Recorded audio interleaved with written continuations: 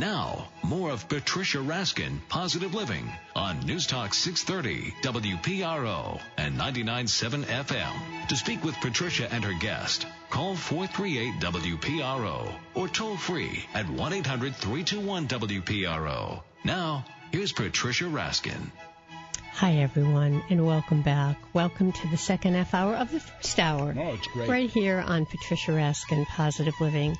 And I'm here with my terrific co-host. You're too kind, believe me. Yes, Ron Tipp. Oh, terrific. Hollywood, okay. Hollywood producer yes, extraordinaire. Thank you. Okay. Now, I want to tell you folks that I have a page on Facebook, Patricia Raskin, but I also have Patricia Raskin Positive Radio. So if you'd like to write something or ask your question through Facebook, please do so now. It is up. And if you'd like to ask some questions or give us a call, 438-9776, which stands for WPRO, or 800-321-WPRO-9776. Okay, I have to introduce my special guest in a very special way. Absolutely.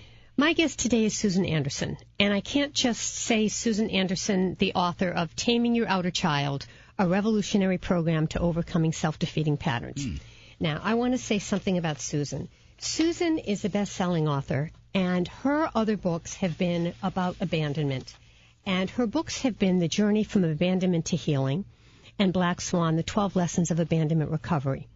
And I want to tell you that she was one of the pioneers and founder of the abandonment recovery movement. Hello, Susan, and then I'm going to keep bragging. Hello, my dear Susan. Hi, Patricia. I'm happy to be here today. Me too. Now, I want to tell you, and I will tell you, Ron. Yes. I usually don't get personal, but I will. Okay. Okay. It's good. We're in therapy. We're in therapy, Ron. We're talking to somebody who cares about those That's things. right. Okay. About 5 or 6 years ago, when I was going through my divorce, it was a tough thing because there was abandonment involved. And I had a dear friend, and she said to me, let me tell you, when I was going through my breakup, she said, I read a book, and it was unbelievable, and it was the only thing that helped me. And I said, who's it by? And she said, Susan Anderson. So I was doing my radio show. So I wrote to Susan Anderson, and she was incredible and actually helped me through what I was going through. So, Susan, a big thank you. It's 5-6 years later.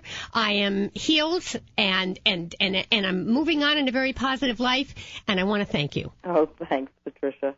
All right. And since then, and I haven't had Susan on the show in several years, she has a brand new book.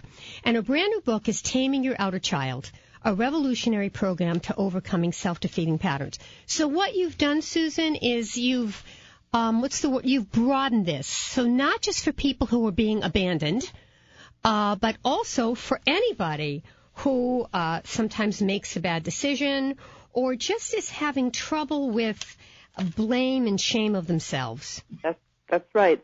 It's actually the outer child represents the part of the personality that breaks your diet and gets attracted to the wrong people and takes the second glass of wine and then the third or overshops, etc. And the aftermath of abandonment is the development of self-defeating patterns. When you have unresolved abandonment, there's a tendency to have a whole aftermath of self-sabotage going on in your life. Usually you see it in terms of the choices you make in relationships. You keep picking abandoners. You become attracted to the unavailable as one of the patterns. And so that's what prompted me to do the research for Outer Child, to develop an understanding of all the different patterns that people develop as a result of going through abandonment or other traumas. All right, so here's my question. When you say that people who have picked unavailable people or abandoners, they tend to do that again, is that because that's what they're familiar with? It's like the kid who's been abused will pick an abuser? It is kind of, because what Outer Child is it's the post-traumatic repetition compulsions that we have. That's a term borrowed from trauma recovery. When you have a traumatic experience, one of the defense mechanisms that you have is you repeat the trauma over and over again. It's part of your post-traumatic response to the trauma. So in this case, abandonment is a trauma, and then you have this tendency to repeat the trauma by choosing these unavailable partners. And yes, it's because it's what you're familiar with and you're practicing that you're thinking this time I'll get it right. How common is this, Susan? It's very, very common, and it can be very subtle. you can come out of an abandonment and this time try to choose someone who's different from the one who hurt you the last time, only to find out that you've chosen someone who appears to be very available, but the minute you become attached, he or she runs the other way. Interesting. Ron. Susan, from your perspective, and for the layman and for the people listening who don't know and are not educated about this, like myself, for example, how would you define abandonment? Because when I think of it, I think it's sort of like somebody leaves you at the doorstep and disappears. Well, that is what it is. Well, but I mean, it? Is it more than that, or is there another definition you would use? That probably says it, because sometimes we feel that life itself has abandoned us. If we get sick or we lose our job, we feel as though we've somehow been left behind. But the context that people usually think of abandonment is the context of heartbreak. When someone makes you feel rejected, dismissed, unloved, unwanted, if someone actually breaks up with you and leaves you, these are experiences in life that trigger these powerful, powerful abandonment feelings and fears that we've had since childhood. You said the interesting words, makes you feel, so that somebody is doing something to somebody else. Is it ever self-imposed? There is such a thing as self-abandonment, which is really what happens in adult life when you're in a relationship and it doesn't work out and the person is pulling away from you. There's a tendency for us to blame ourselves and doubt ourselves, doubt our own self-worth, and become discouraged and feel defeated. We have self-defeat. And those are all ways that we abandon ourselves. And the antidote to that is to reverse that self-abandonment and adopt ourselves. And that's what we're going to talk about next. Folks, give us a call. Have you ever felt abandoned? Whether you've lost someone in your life, whether someone has left you, whether you've lost a job, but you feel abandoned, please call in. Susan Anderson is the founder of the Abandonment Recovery Movement. She's outstanding at what she does, and I can tell you firsthand. And she really is outstanding. So give us a call, 438-WPRO, 800-321-WPRO, and those call letters stand for 9776. You can also get a copy of her book, which I'm holding up in the webcam, Taming Your Outer Child, a Revolutionary Program to Overcoming Self-Defeating Patterns. Okay, so give us a call. Go ahead. Susan, is it mostly common for people with alcohol, drug, sexual abuse problems to come from abandonment issues? Yes, very often people who have forms of addiction, you look to see some trauma in their childhood or in their history, and what you very often find is abandonment, because alcohol medicates abandonment, alcohol and drugs.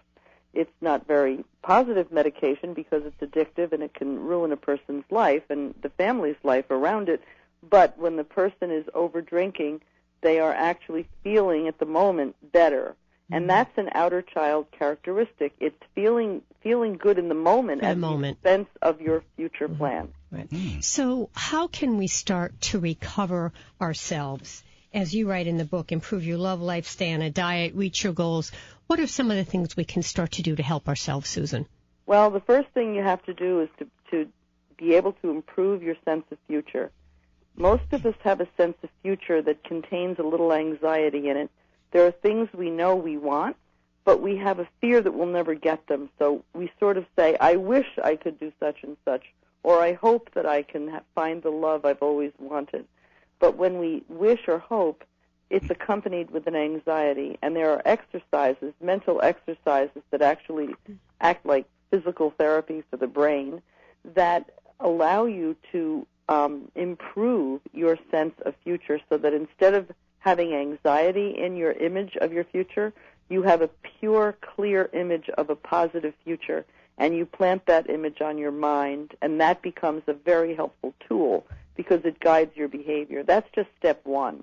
All right, but what happens after step one when you have that clear picture, Susan, and then all of a sudden, 2 days later, the fear comes in? What if I can't do it?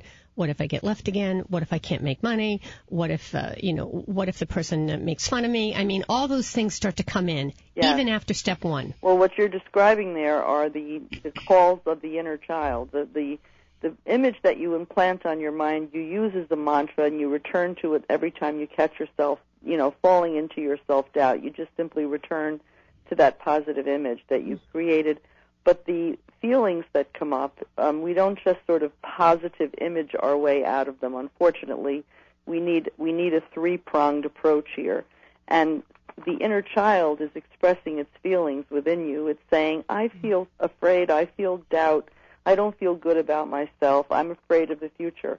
So we have to address those feelings in a very powerful way. We have to adopt our inner child and embrace all of those feelings of fear, because, we can't help our feelings. If we feel sad and hurt and afraid and all of those things, those are feelings. All we can do when we have a feeling is embrace those feelings and, as adults, work to change the circumstances around those feelings so that we can feel better. But we can't just snap our fingers and make the feelings go away. And so step 2 is all about accepting the feelings, and it's an actual exercise that is easy to do.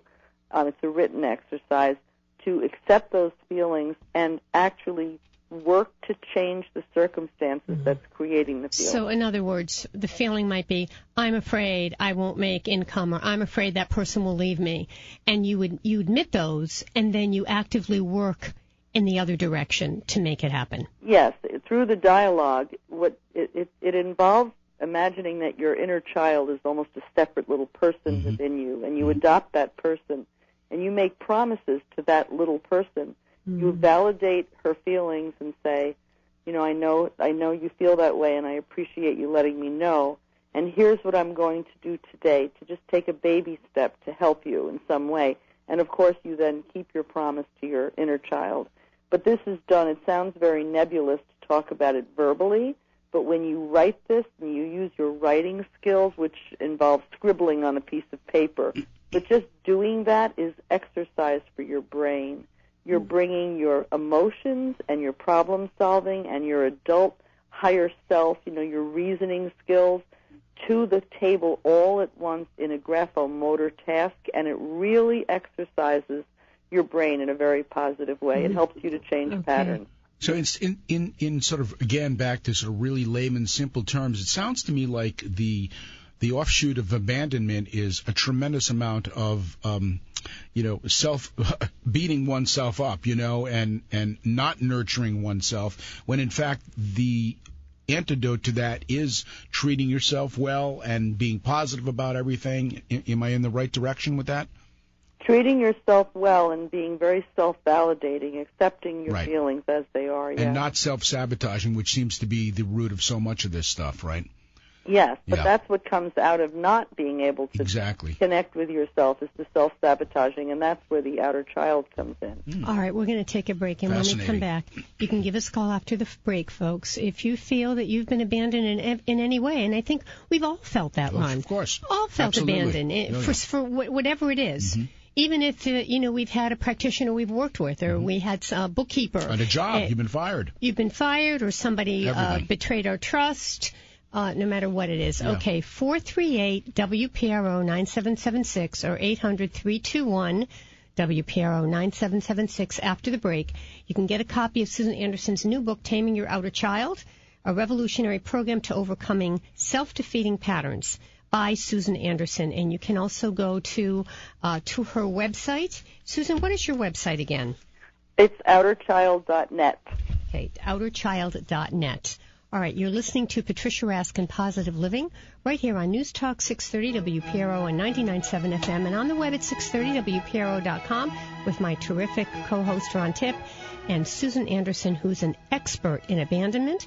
And again, you can go to outerchild.net. Stay tuned, folks. We'll be right back.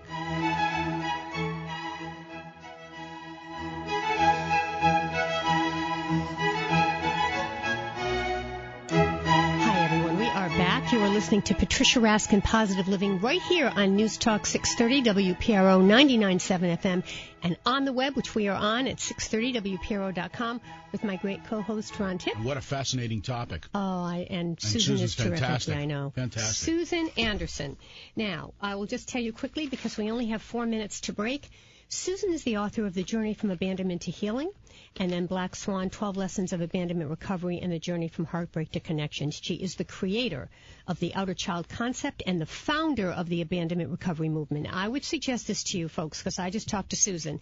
If you have any abandonment issues and you'd like some help, Susan just gets so many emails she can't answer you personally. But if you write to her and say, I heard it on Positive Living, Patricia Raskin Positive Living, I should say. I need to say that with my name in front of it. If you say that you heard it on Patricia Raskin Positive Living, she will put you in her database and send you information so that you'll get information about all of the tests and the surveys that she has on her website. And it might bring her back more often to answer questions right on the air. All right, Susan, and her brand new book is Taming Your Outer Child, a revolutionary program to overcoming self-defeating patterns. Susan, closing thoughts for us. What would you like to leave our listeners with? Yes, the people I work with on their abandonment issues, the most vexing part of it are the patterns that they develop. It's getting out of their patterns of abandonment, the cycles of being self-defeating in the choices that they make. And so there's so much help available on that subject of how to overcome your self-defeating patterns, which is what motivated me to write the book. And also I run workshops all over the country to help people work on the exercises and use the tools that are very effective in totally transforming their lives. All right, and the website is outerchild.net.